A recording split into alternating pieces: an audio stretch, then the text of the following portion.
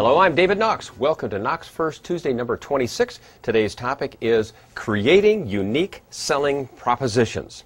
This seminar will help agents with no writing skills to structure powerful targeted sales copy that will entice prospects to engage your services.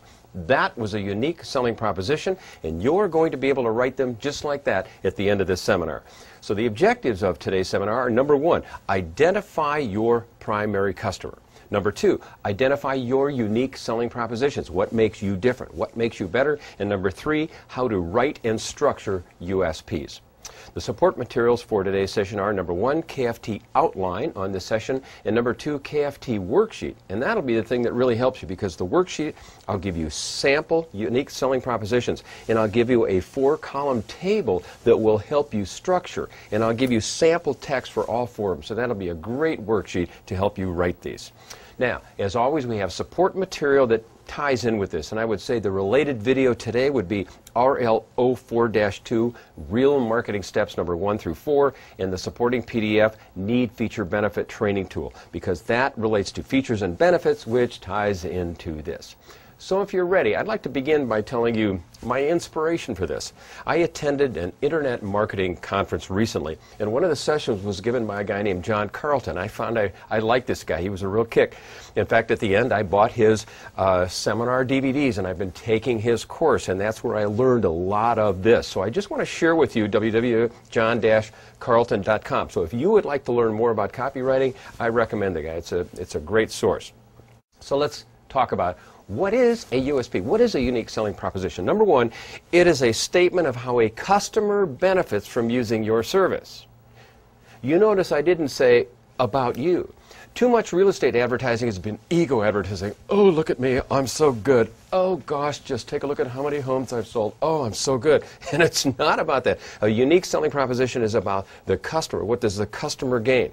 Number two, a USP differentiates yourself from your competition, and that is critical today, especially if your fees are different, and if you're competing against somebody else. You need to define the difference. And finally, you've probably heard the term lately, elevator speech. Well, now I'll share with you what that means. An elevator speech was kind of the generic term for how do you tell someone who you are and what you do on a quick ride up the elevator. You've got a few seconds. So this is basically the structure of an elevator speech. How do you use USPs? What's the point of these? Well, they're great. Number one, in conversation. When you're talking with somebody, you've got just a couple of seconds in a store or an open house. You tell somebody what you do. This happens on airplanes with me. I'll sit down next to somebody and they say, "What do you do?"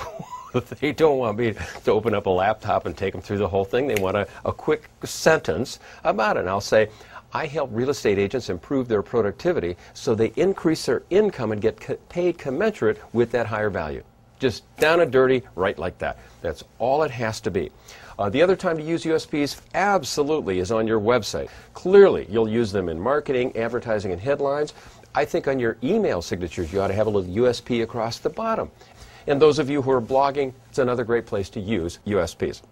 So now let's take a look at the USP. First of all, the USP is not what you sell. It's not the product, it's not the service, it's not the feature, it's not what the thing is. Depending on what that is. It is what it does for the seller. It takes you out of the product focus and into the benefit focus. It also points out, how are you different? If you go to a store, and I've said this at a couple of other commission seminars, you go to a store, you take a look at 2 products, and one costs more than the other. One service costs more than the other. They seem to be pretty identical, but you go, well, what's your first question? You ask, what's the difference? So a unique selling proposition defines your difference, and that's how you get paid more, and that's how you get the business. And finally, it's a way to position yourself uniquely in your market. Oh man, is that ever important today. There's just so much out there that you've got to find a way to stand out.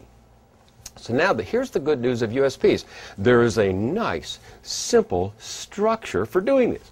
And what I'm going to do now is take you through this structure, give you some samples of what I've done, and then I'm going to lead you through the process of identifying each of these 4 columns. Basically, a USP says, we help this group do this better than that, even though this is the challenge. So this group, you define your target audience. I help this group. For me, I help residential real estate agents. I help consumers. I help managers and trainers. So I have 3 different groups, 3 different products to sell. I help them do this. So the question is, what goal do we help them accomplish? What outcome? What benefit? So I help this group do this better than, because as people take a look at the pluses and minuses of 2 different companies, I help them do this better than the competition or other options. And finally, and this is kind of interesting, a USP acknowledges the challenge. So I help this group do this better than that, even though this is their challenge.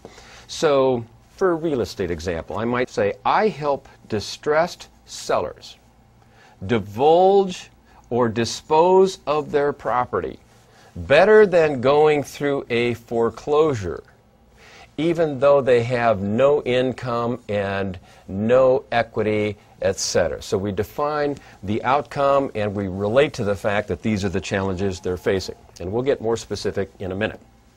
Now, after I took this course, I did what I want you to do, and that is I did my homework. I'll share it with you. If you don't like this, you can fast forward it. But one of the ones I wrote was, David Knox helps market-beaten real estate agents recapture the enthusiasm and motivation of their first days in the business by reminding them of the fun that can be had with any prospect and having them treat it as a game, even though they've been discouraged by a ridiculously challenging market. So that's one. For managers and trainers, I might say, I help managers get their agents back to basics and in the field again through role-play demonstrations and entertaining presentations, even though the agents have lost faith in the market. So I don't need to go through the other ones, but those were my initial USPs. So now it's time to do yours. So are you ready?